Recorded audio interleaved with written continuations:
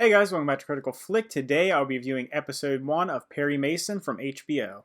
Perry Mason is the story of a down and out private detective in 1930s Los Angeles, and it's been adapted twice before in earlier times. It's actually quite different from the original source material from what I can tell.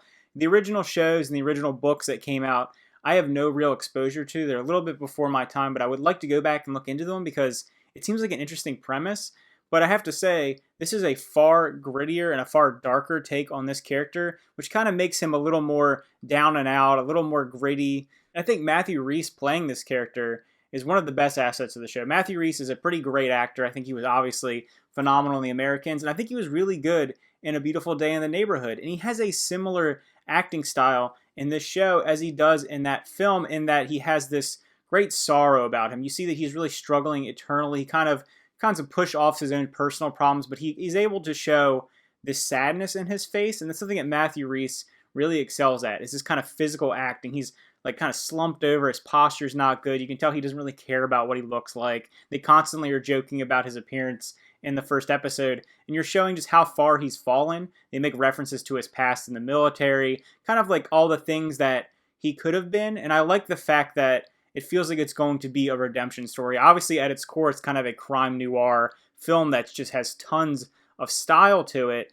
But I do like that it feels like it's almost going to be a character study about this guy kind of getting his big break, trying to get back into the swing of things, and whether it be his family farm that's falling apart, you just see all the things around him collapsing, and they're able to encapsulate that so well because of HBO's production design and the production budget. One thing I'll say about HBO, you can say really anything you want about some of their content, but they definitely put the time and money into making these shows, and it definitely excels in that in particular facet. But not everything was great for me, especially in the first episode. I think as far as writing and as far as storytelling, it hasn't really gripped me. It's very slow, it's very meandering, but it does have some gut punch moments to throw in and break up that hour-long episode.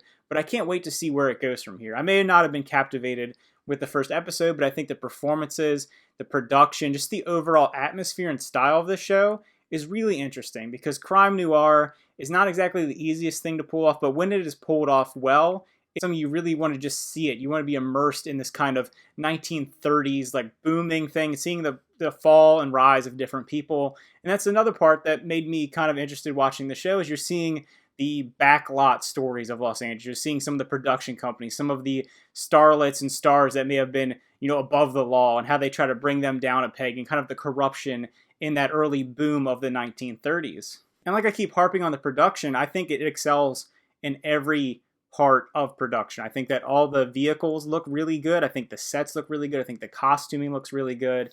Even just the general speaking style of the characters and their way they talk to one another, and just kind of those nuanced things that make you feel like you're back in an older time period, it works well. And I think that the score in particular really excels. You have those brass instruments, that kind of drowning sadness. It builds this very dreary look at Perry Mason's life, and it makes you feel for the character. He may not be the best guy in the world, but he feels like someone you're rooting for. It's someone you can get behind. You want him to succeed. So I like that it has built that for you. It's built in that idea that Perry Mason is a guy who's down his luck. He's the underdog, and everybody loves a good underdog story. But like I said, the big knock for me so far is just the almost style over actual substance of story writing that's going on here. Because right now, I just know he's a guy who's not doing well, and he's trying to solve this mystery, but it doesn't have that hook to it. You get a little bit of it, you get a little feel for it, but I've seen other shows that really, they draw you in immediately, and you need to know what's happening, and you need to follow it, and